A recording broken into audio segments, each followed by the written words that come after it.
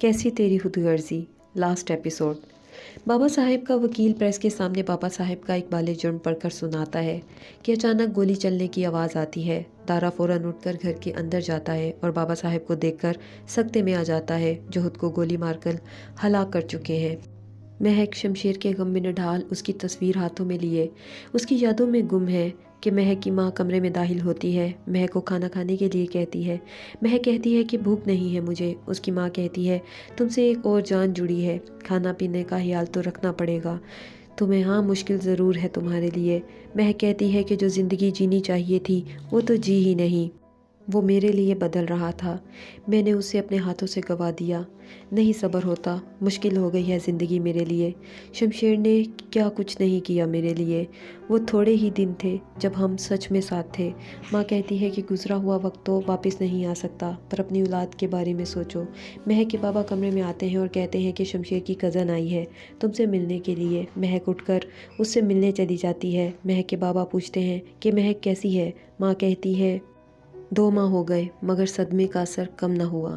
बाप कहता है कि सब्र तो वक्त के साथ ही आएगा, दिल छोटा ना करो। बेटी को कैसे संभालोगी? अपनी बेटी के लिए हमें खुद को संभालना होगा। महक से शमशेर की कज़न कहती है कि मैं काफ़ी दिनों से मिलना चाहती थी। कल हमेशा के लिए यूएस जा रही हूँ। अपनी बाकी ज़िंदगी एकतरफ़ा मोहब्बत के सहारे जी लूँगी, मगर तुम हो सके तो मुझे इन तकलीफ़ों के लिए माफ़ कर दो जो मेरी वजह से तुम्हें मिली। महक कहती है कि मैंने ज़िंदगी में इतना कुछ देख लिया कि तुमने क्या किया मुझे याद तक नहीं। शमशेर की कज़न खुद को भी उन हालात का ज़िम्मेदार समझती है जिनके नतीजे में शमशेर को ज़िंदगी से हाथ धोना पड़ा। महक कहती है कि हम दोनों ने किसी एक शख्स से मोहब्बत नहीं की। तुमने उससे मोहब्बत की जिसकी मैं ज़िद थी, मगर मैंने उससे मोहब्बत की जो आज नहीं रहा। मगर अब इन बातों का क्या फ़ायदा? जिससे मोहब्बत की वो तो रहा ही नहीं, बस यादें हैं और लंबी ज़िंदगी। एहसन की माँ किचन में नाश्ता बना रही होती है कि वहाँ निदा आती है और कहती है, आप छोड़ें, मैं बनाती हूँ। सास कहती है कि तुम जाकर बैठो, मैं अब ऐसा कुछ नहीं करना चाहती जिससे तुम में और एहसन में कुछ फासले आएँ। निदा कहती है, आपको डरने की ज़रूरत नहीं, हम सब ने बहुत कुछ सीख लिया।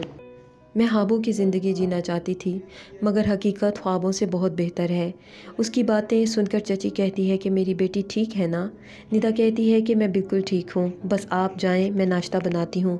एहसन अपनी माँ से निदा का पूछता है और ये सुनकर हैरान हो जाता है कि वो निदा किचन में है। माँ कहती है कि निदा का ख्याल रखा करो। महक के वाक़े ने जैसे सबको बदल के रख दिया।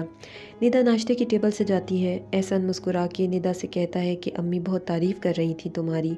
निदा कहती है कि अगर आप भी तारीफ़ करें तो क्या ही बात होगी, मैं ये सब आपको तरफदार बनाने के लिए ही कर रही हूँ। दोनों ज़िंदगी के फ़ैसलों को मानते हुए मिलकर ज़िंदगी गुजारने का फ़ैसला करते हैं। निदा एहसन का हाथ पकड़ती है और कहती है कि आपको बदलने की ज़रूरत नहीं, आप जैसे भी हैं मेरे हैं।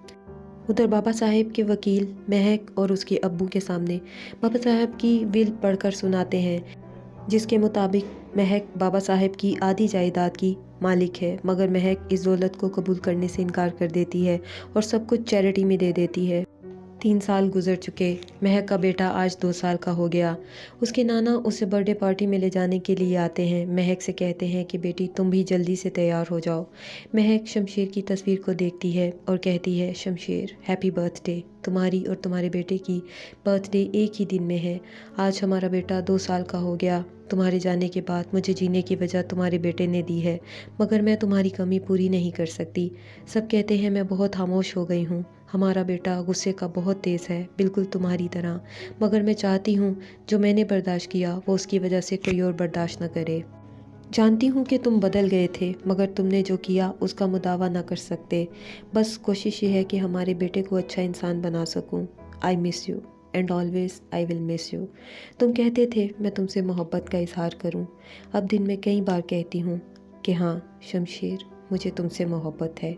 और महक के आंसुओं पर इस कहानी का एंड हो जाता है।